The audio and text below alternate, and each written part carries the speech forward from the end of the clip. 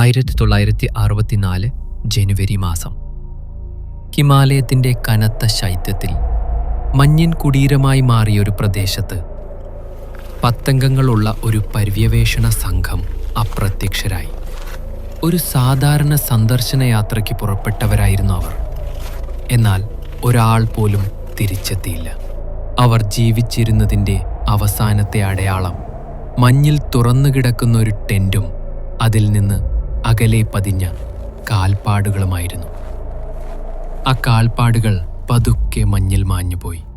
ഏത് ദിശയിലേക്കാണ് അവർ യാത്ര തിരിച്ചതെന്ന് ഇന്നും ആർക്കും അറിയില്ല. സംഘം ഉപയോഗിച്ചിരുന്ന റേഡിയോ, അതുവരെയുണ്ടായിരുന്ന ഉറച്ച ബന്ധം, യാതൊരു മുന്നറിയിപ്പുമില്ലാതെ നിലച്ചു. വിവരമറിഞ്ഞെത്തിയ രക്ഷാപ്രവർത്തകർ കണ്ടത് തുറന്നു കിടക്കുന്ന ടെന്റാണ്. എന്നാൽ അവിടെ ആരും ഉറങ്ങിയതിനോ അവരുടെ പായ്ക്കുകൾ ഉപയോഗിച്ചതിനോ യാതൊരു തെളിവുമില്ലായിരുന്നു.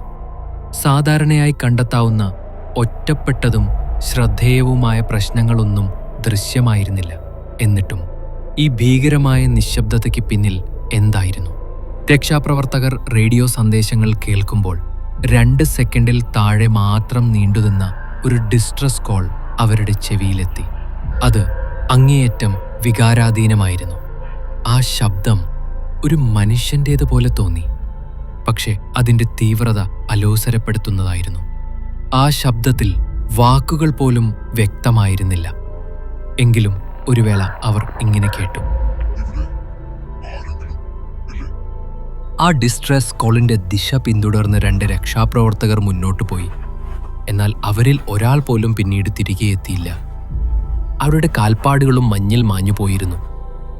വഴിയിൽ കണ്ട കുത്തനെയുള്ള കയറ്റങ്ങളും മഞ്ഞു വീഴുന്ന നിശബ്ദതയും ഒരു തണുത്ത നിസ്സഹായതയും ആർക്കും പ്രവചിക്കാൻ കഴിയുന്നതായിരുന്നില്ല. അവരുടെ ക്യാമ്പുകളും ടോർച്ചുകളും മറ്റുപകരണങ്ങളും എല്ലാം മഞ്ഞിനടിയിൽ മറിഞ്ഞിരിക്കുന്നു. നമുക്ക് കാണാൻ കഴിഞ്ഞത് അപൂർണമായ തെളിവുകൾ മാത്രമായിരുന്നു.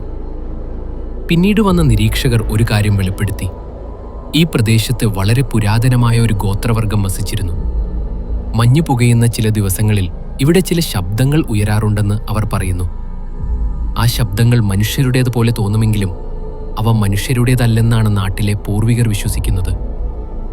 ആവശ്യങ്ങൾ തോന്നുമ്പോൾ മാത്രമേ ആ ശബ്ദം ഉയരുകയുള്ളൂ.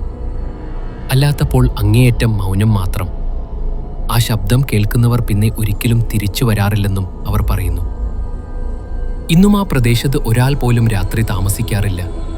എങ്കിലും ചിലർ ഇപ്പോഴും കേൾക്കുന്നുണ്ട് ആ ഭീകരമായ വിളി. തുടർന്നുകൊണ്ടേയിരിക്കുന്ന ഒരു വിളി, തിരിച്ചറിയപ്പെടാത്ത ഒരു മുന്നറിയിപ്പ് പോലെ.